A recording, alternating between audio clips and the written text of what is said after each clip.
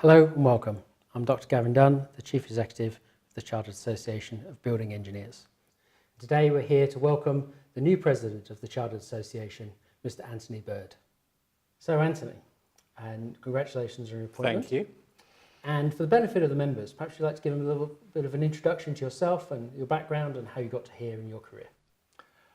So from my perspective, I've worked within the built environment industry for 30 years now. I started out in the late 80s as a trainee building control officer working for the City of Westminster. It was there that I first cut my teeth in working in the built environment, dealing with the building regulations and local acts. I enjoyed a great time there for 3 years working there. Thereafter, I moved into the Crown Estate, working for the then Metropolitan Police, looking after their building control portfolio of work, which at the time was amounting to about £90 million worth of building work that was undertaken, and it was overseen by 3 building control officers. The reason they had their own building control is because where they were, they had Crown status, so we didn't utilise local authority building control or approved inspectors.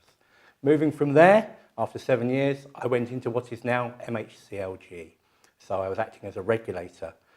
From my perspective, first I went in as the fire regulator, overseeing Part B, the fire safety aspects of the building regulations. And then for my last 7 years, actually at what is now MHCLG, I became the head of technical policy in charge of all technical aspects of the English building regulations. And that is where I became even more closely involved with the work and the important role of CABE.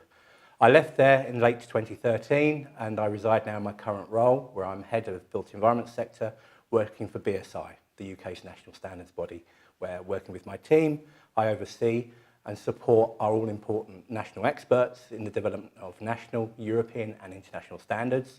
It allows me to deal with all aspects of the built environment, from design to demolition and everything in between. Thank you. And so what does it mean to you to become President of the Chartered Association, and what's going to be your main focus for your presidential year? To have this role bestowed upon me is a privilege.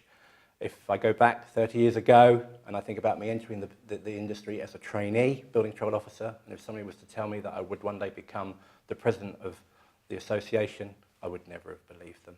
In terms of going forward, what I want to achieve with the association is really, when I go back and look at my election address, it's all there.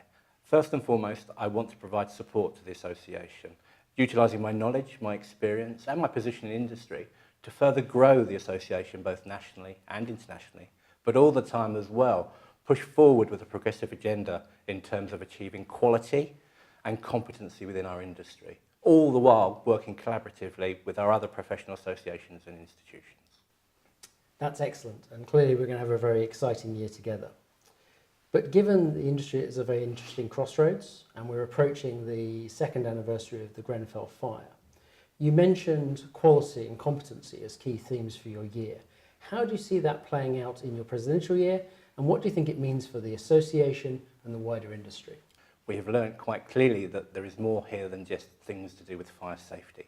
There are things to do with, yes, regulatory approach, but also a number of issues around the roles and responsibilities of those of us that work within our industry. There are clearly items that need addressing, there are issues that are broken. And so when we look at this and we move forward as a progressive association, I think it's our opportunity, and we're building upon what we've already achieved thus far, to set the agenda of what good looks like going forward. And so by virtue of moving forward for my year ahead, I propose to work with the association and colleagues who have done so much great work already in terms of furthering the work we've done in terms of developing our own professional code of conduct, which we just reissued. Also building upon that is promoting the use of our new guidance document on ethical professionalism, and a really important aspect is our new framework of competency that will be rolled out across our membership at all levels. And this is something that I would like to utilise and work with others across the industry to take forward collectively. Let's explore this idea of competence a little bit further. Dame Judith Hackett has called into question the culture and the lack or loss of public trust within our industry. How do you think competency plays out in resolving that issue? I think it's part of the wider answer for our collective industry. Competency is so important, but we all need to understand what we mean by being competent and how we assess people's competency to garner trust, to improve the industry and get recognition that we deserve, that where you undertake such work in a professional manner, you should be allowed to continue within the industry and move forward. We're at a seminal moment.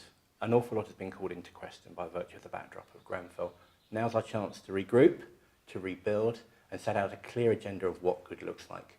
And I suggest CABE are already at the forefront of that journey. So Ant, one final question from me.